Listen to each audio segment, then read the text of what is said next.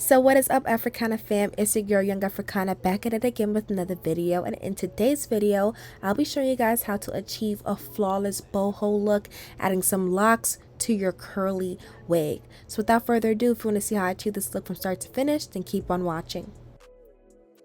So today's hair sponsor is from Asteria Hair. This is how the hair comes packaged in this lovely box, and we do get some goodies. We do get a melt band, some lashes, a baby hair comb, a dust bag to put your wig once you're done, and last but not least, a HD wig cap. So this is how the hair came. This is their HD 13x4 curly wig in 20 inches. As you guys can see, the lace is pre-plucked and pre-bleached. The hair is super dense from root to tip, and it does come with an adjustable band as well as 2 combs in the front and 1 in the back. Now the only thing I'm doing to the lace is tinting my lace because I am a dark skin baddie. So you know I gotta tint my lace to match my skin, and I'm using the I'm a Slayo Bay smeared lace tint in the color mocha. I'm only spraying 1 layer, 1 underneath the lace and 1 on top of the lace.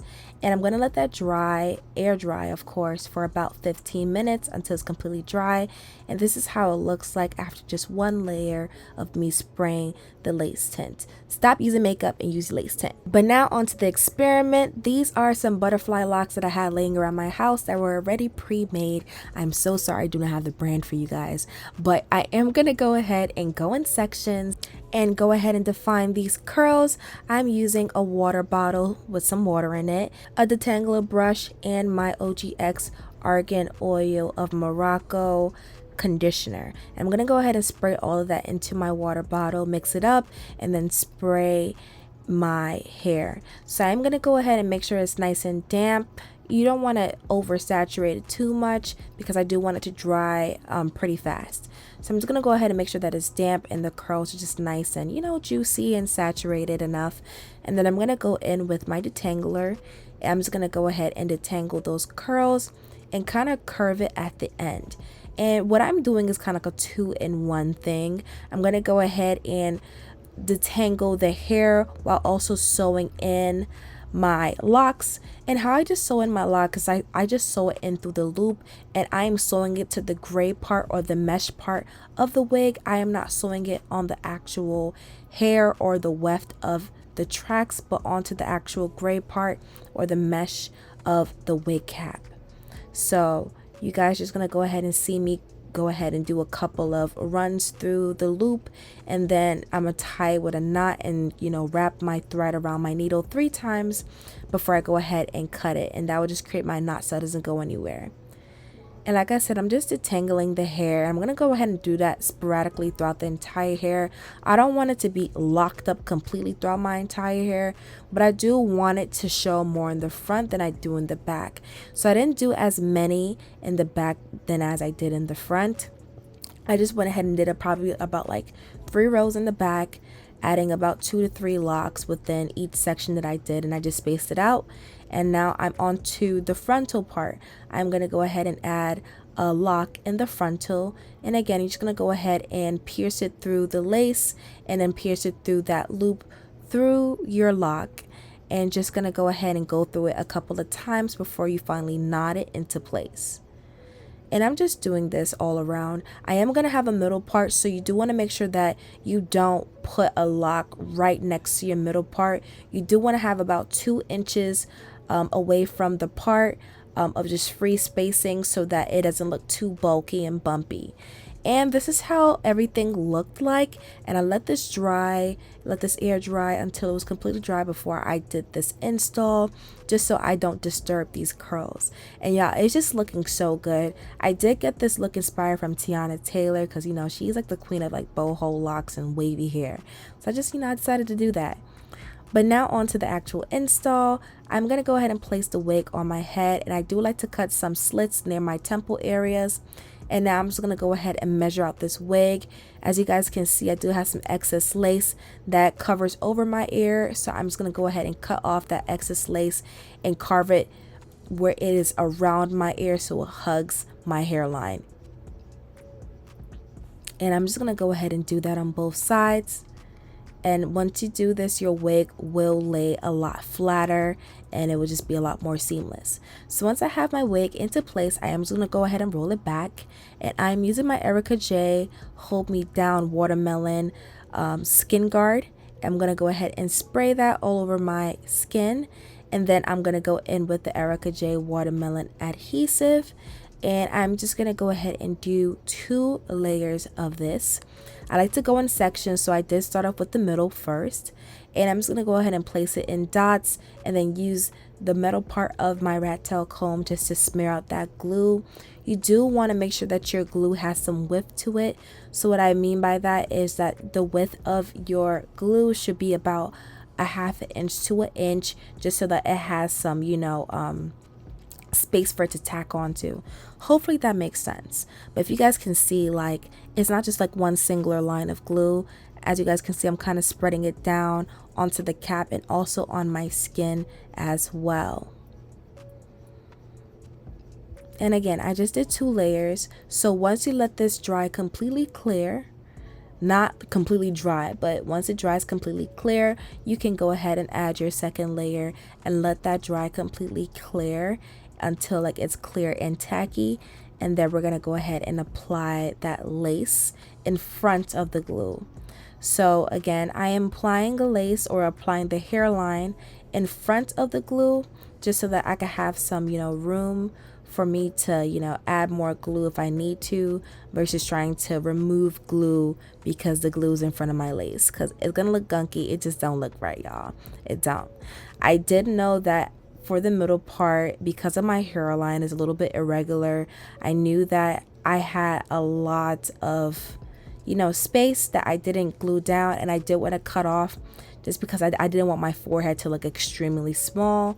So right now what I'm doing is I'm kind of parting my hair and parting it where I can see the glue is at, and then I'm using my eyebrow razor just to carve out that you know, my hairline and everything. And I'm starting off in the middle part first. As you guys can see, I'm going a little bit higher up. Everything else, I am going to be cutting it near the hairline, but this one I had to go into my hairline because I didn't want my forehead to look extremely small. Because you know how sometimes, you know, like you got a big old forehead and your temple area, the hair around your temple areas kind of come down lower. You don't want to compromise your forehead space and stuff. It's just not, it don't look right. I don't want my forehead to look really small. So yes, now that I'm done, I am going to go ahead and lift up the lace just to apply some of the glue that I missed out on, or that some of the lace that didn't get glued down. And I'm going to go ahead and do that 2 times and do 2 layers of it and blow dry it with warm heats just so it could be melted into the lace. And as y'all can see, this is it. This is not me melting it or anything. And now we're about to go ahead and melt it. I'm using my Fantasia Spritz Spray, and I like to use my finger just to dab it in. As you guys can see, the lace is literally disappearing in front of your eyes. Okay, it's a magic trick. Surprise! I am going to go ahead and use that melt pan and let it sit for about 15 minutes and take it off. As you can see, the lace is a little bit melted, but I did want it to be a little bit more melted, and I went in for a second round. And alongside with the spritz, I am going to be using my Erica J Fluff Stuff Mousse and applying that to further my melt. And I'm going to go ahead and apply that all around my hairline, and then wrap my hair with a tighter band that I did get off of Amazon and let that sit for about 15 minutes. And as y'all can see, it is nice and melted, and now it's on for the baby hairs. I did want to do some small natural looking baby hairs. I didn't want them to be too dramatic, so I am just going to go in with my Fluff Stuff mousse from Erica J and just do some small swoops into the hairline.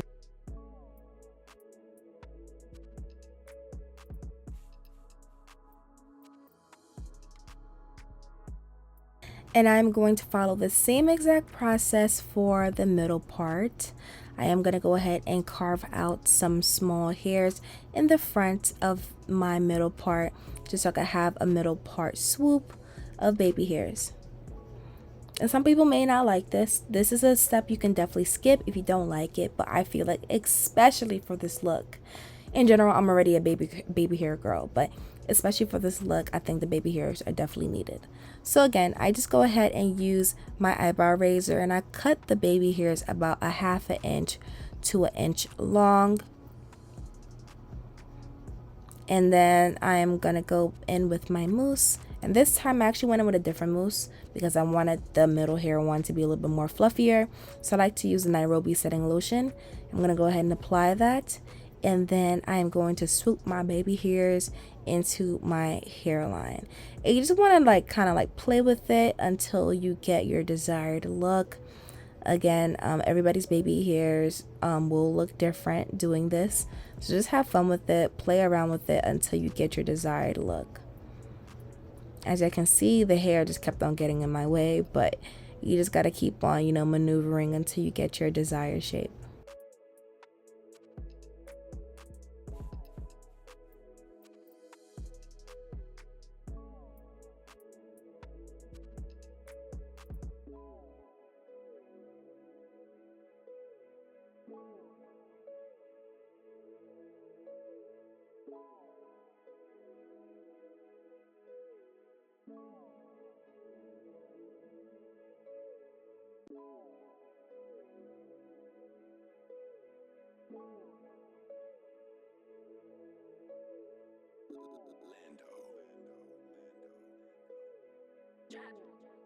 And boom, y'all, I went ahead and did my face off camera, and I decided to add one more lock into my hair just because I did want one that was a little bit more closer to my part so that the block is a lot more obvious.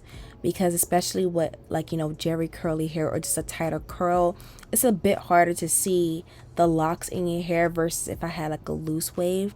So I did want one that's like a little bit closer to the actual part, so you guys can see that lock action going into play. Okay, so I just went ahead and add this one lock into my hair.